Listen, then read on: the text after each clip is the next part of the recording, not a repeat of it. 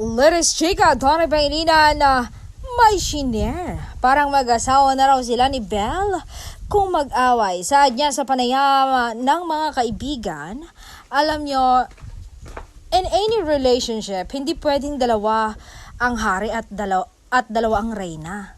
That's why, when we fight ni Belle, I don't run to my parents.